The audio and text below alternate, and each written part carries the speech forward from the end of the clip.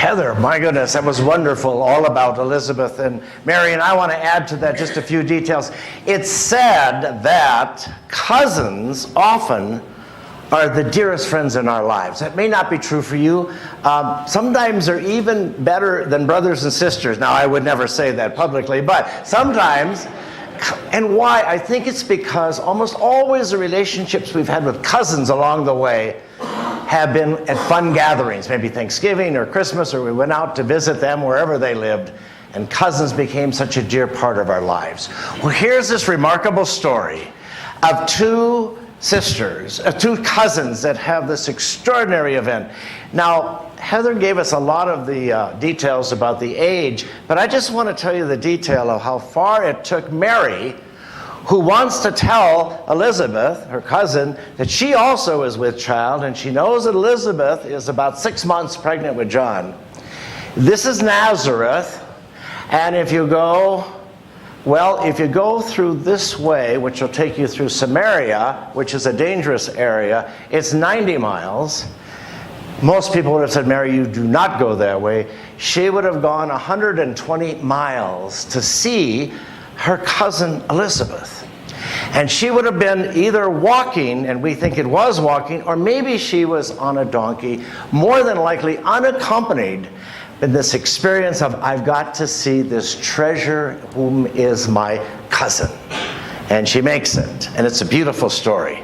If you're ever in the Holy Land and you ever have an opportunity, more than likely you'll go to Jerusalem, but add to your list to go see Ein Karim is the little town. It's a little oasis town just outside of Jerusalem, which is where the house of Zechariah, the house of Elizabeth was.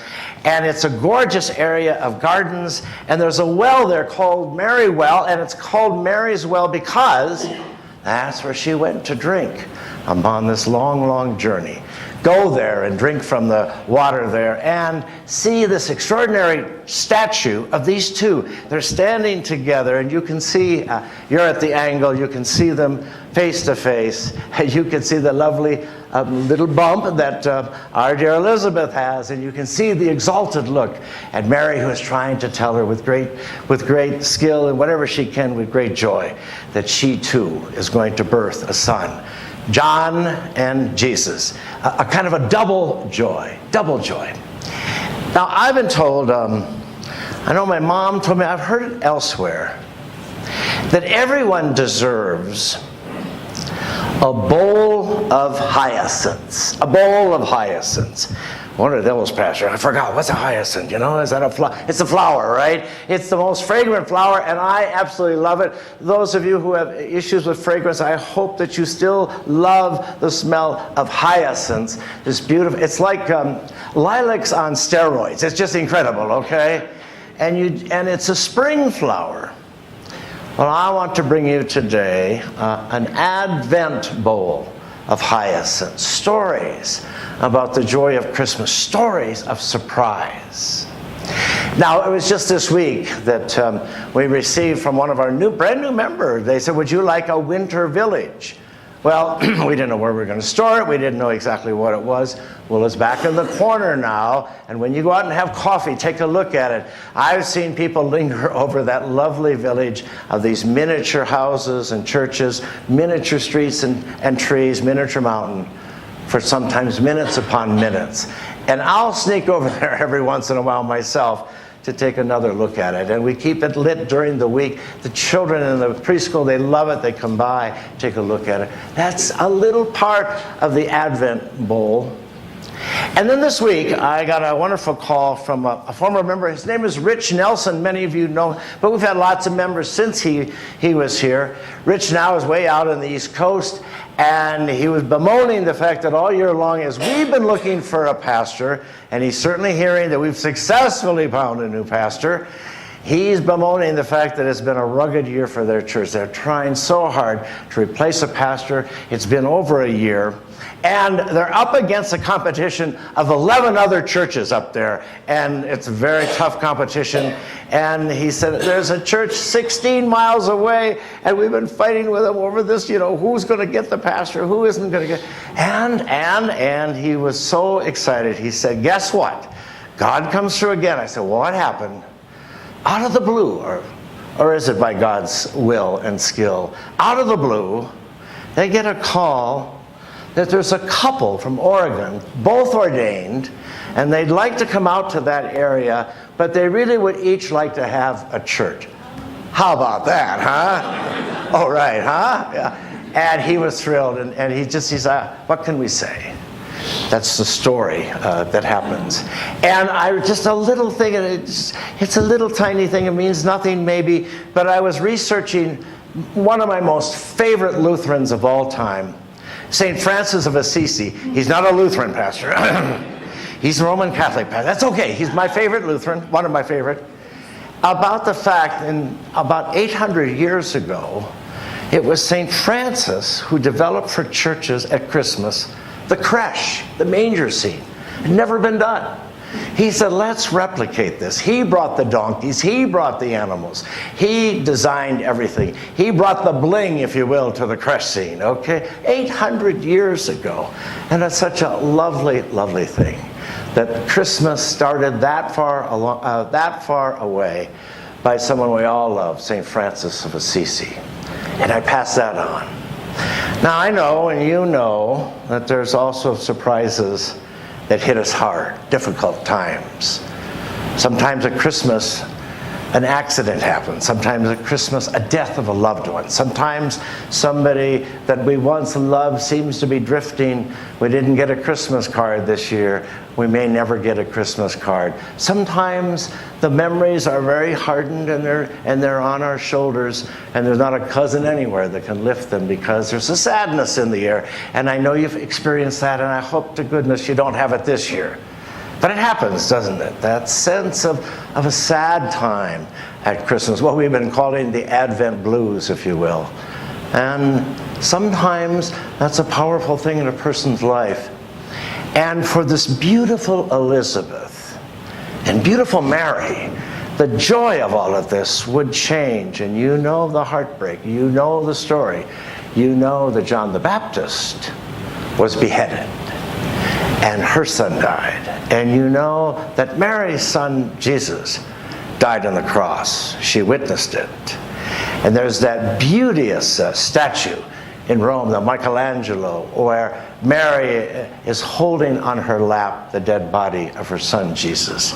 And yet in her face, if you ever look at that face that Michelangelo so beautifully sculpted, there's a sense of resolve, a sense of hope, a sense of this is where we are now. For she must have known in some ways all the things he said about rising again, all the things he said about hope would come true for her also. And then calling a dear friend of mine, she's the daughter whom I married with a wonderful gentleman, and she's the daughter of a mother, and I married the mother and her dad. So these are generations. I gave her a call because her mother died this past year, and I felt so sad, and I just said, I just wanted to tell you how sad I was thinking about your mom, and I know you are too, and I have to say I'm really angry that God took her so soon. She died of lung cancer, never smoked. How's this happen in people's lives? She died from lung cancer, and we were bemoaning this and sad, and then the daughter said, you know, I haven't been able to say that. I said, what? I'm angry at God. She said, I'm so angry at God. I've stopped going to church. And she said, it's a wonderful phone call for me, Pastor Tom, because now you're saying it's okay to be angry at God. And I said, it sure is. God's not going to fall apart if you get angry at him. And she laughed and I laughed. And she said, I'm going to go back to church. You know, that when this happens through these remarkable moments, even in difficulty. And I know from you that your faith has gotten stronger, not from all these lovely hyacinth gifts that way, but through the deeper, darker, harder hyacinth gifts of the experience of life. And you've gotten stronger, and you've gotten bolder in your faith, and you've gotten a certain kind of faith that can move mountains because of it. And my favorite Advent story about me, I probably told it to you before, but that's okay. It's about a difficult moment I had in my ministry. Jerry was a member of a church that I served locally. I won't tell you which one, to protect his innocence and my own, okay? It was another church, and I was an interim. And I'd gone to visit him. He was a big guy, like, I mean, 6'6", and he was felled by a stroke. And this big guy that suddenly is in a wheelchair, suddenly disabled, suddenly dealing with a different kind of a life. And his whole family is surrounding him, trying to bring him some kind of a joy. And so I was going to go over there, and I did. And I said, I'll bring communion. Well, I don't know if I can set this up exactly, but he was in the bed at the time, and his wheelchair was off to the side. And how it happened is that I said, well, I brought a candle. I never bring candles. I'll make it festive. Bring an Advent candle, and we'll have an Advent candle, and we'll have the sacrament, the bread and the wine. I got that all out. And we talked, and I couldn't get him to there was nothing I could say that would bring any kind of spirit of joy in his life. And so it was finally time for me to bring him the sacrament. And I reached over. I got the candlelight, and my cuff of my... Everything is everywhere. I mean, everything is everywhere. Oh my gosh, there's candles, and I got the candlelight out. That was okay. There's wine everywhere. I think there was a cup of coffee on the... Why would I ever bring a cup of coffee? But maybe there was a cup of coffee. And it was just everything is up, and I'm about dying. This can't be happening. And poor Jerry, I don't know what to say. And he saves the day. Because, you know, the next one that says the next thing determines the deal. He said... I won't tell the bishop. Thank God. Yes. He saved that great line. Great line for me. And I'm laughing, picking it up, and he's laughing. And suddenly, something so awful as a stroke had become something so wonderful and miraculous and joy-filled. As a pastor making a big mess in order for a big laugh to happen. I hope you have a bowl of hyacinths. I hope they smell so fragrant for you in your life, whether it's a difficult moment or a wonderful moment. You might know the joy of God at Christmas. Let's think of these things then as we continue to rejoice. In the name of the Father, Son, and Holy Spirit. Amen. Amen.